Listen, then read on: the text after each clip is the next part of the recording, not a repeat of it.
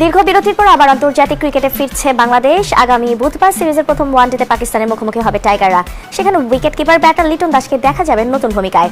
Top order নয়, middle অর্ডারে bat করবেন এই তারকা ক্রিকেটার। পাকিস্তান সিরিজ সামনে রেখে বাংলাদেশ দলে অন্যতম চমক লিটন কুমার দাস।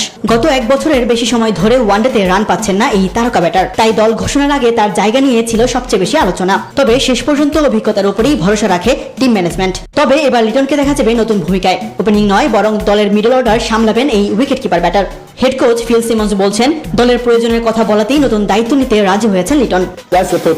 আসলে লিটনকে মিডল অর্ডারে ব্যাটিং করাতে, বোঝাতে বা রাজি করাতে হয়নি। আমরা শুধু তাকে বলেছি যে দলের এই মুহূর্তে এটা প্রয়োজন। সে সানন্দে রাজি হয়েছে। কোচের মতে দীর্ঘ সময় উইকেট কিপিং করার পর ওপেনিং করা বেশ কঠিন। সেই সঙ্গে স্পিনের বিপক্ষে লিটনের দক্ষতাও কাজে লাগাতে চায় টিম ম্যানেজমেন্ট।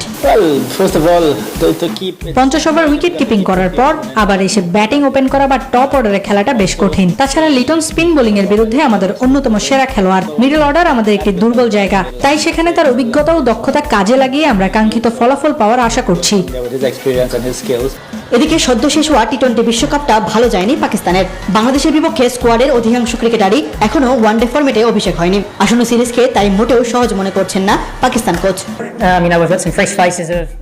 আমার মনে হয় দুদলই ব্যাটিং এর মতো বোলিং চ্যালেঞ্জের মুখে পড়বে। বাংলাদেশ সাম্প্রতিক সময়ে অনেক বেশি 50 ওভারে ক্রিকেট খেলেছে, তাই আমাদের এই দীর্ঘ ফরম্যাটের সাথে খুব দ্রুত মানিয়ে নিতে হবে। এদিকে মিরপুরের উইকেট নিয়েও ইতিবাচক পাকিস্তান কোচ। তার মতে সাম্প্রতিক সময়ে শেরেবাংলার উইকেট আগের চেয়ে অনেক ভালো হয়েছে। তাসবিহ শহরুন, নিউজ 24, ঢাকা।